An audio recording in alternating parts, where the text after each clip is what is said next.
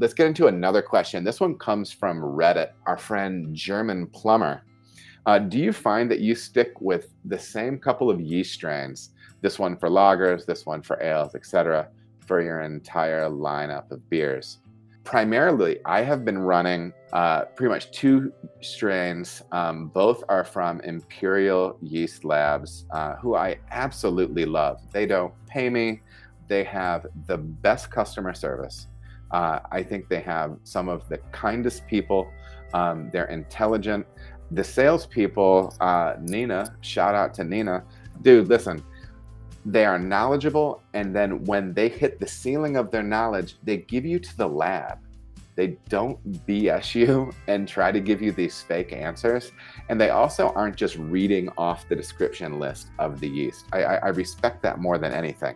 I think one of the things that I never knew coming into like when I came into my professional career, dude, you don't have to know all the answers. You think people are going to be like, oh, this guy doesn't know what he's doing because he doesn't know the answer to this question. Dude, it's the one that have answers for everything that actually don't know what's up. Because more often than not, they're just BSing you at some point. Imperial is awesome. They give huge cell counts. They send tons of yeast, and their customer service is awesome. And you know what? There's a lot of different labs out there. You can probably pull similar yeast from all of them, even though they are all branching out, kind of doing their own thing now and trying to make their own space. But dude, I gotta tell you, from top to bottom, the folks at Imperial are awesome. We're using 2 products for them. One is called Harvest, which I believe is the Augustiner lager strain. I love it. I love it. I love it. It harvests so well. It's easy to work with. I think it's super versatile. I do not believe it is as clean as 3470, but I use that a ton, and I absolutely love it. On the ale side, I'm using Juice from Imperial, which, as it might imply, is used for juicy style IPAs, but it's versatile beyond that.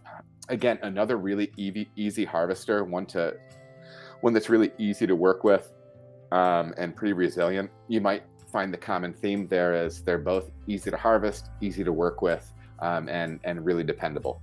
Juice can be a little tricky as far as if you're looking to produce hazy beers out of it. You really want to try to apparently make sure that you're harvesting out of the middle of the cone. So the yeast that drops first, the dead, most flocculent yeast, you get that out of the tank, and then you harvest out of the middle of that cone if you're looking to chase some of its haze driving properties.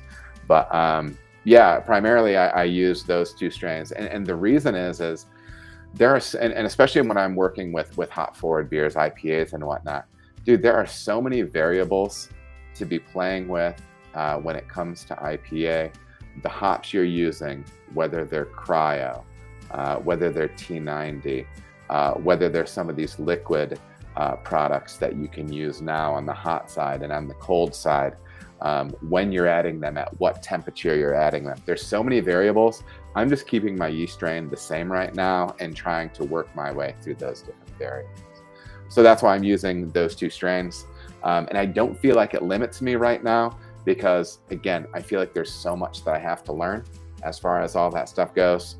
So yeah, we do try some different things out here and there. I am going to be piloting an interesting hybrid strain from Imperial here coming up soon. Hopefully that goes well, and then I'll be able to have some content to release for you guys on that. I'm also probably going to be trotting out their new hybrid strain of Capri, which is a blend of, I believe, Loki, one of their Kvike strains, and Juice, which is like their London 3. I'm going to play with that some too. So yeah, people have cool stuff going on out there. All right, everybody, thank you so much for watching. If you feel as if you got any value out of the video, please like and subscribe. There are also other videos that you can watch. They're gonna maybe be over here or over here. Appreciate you watching.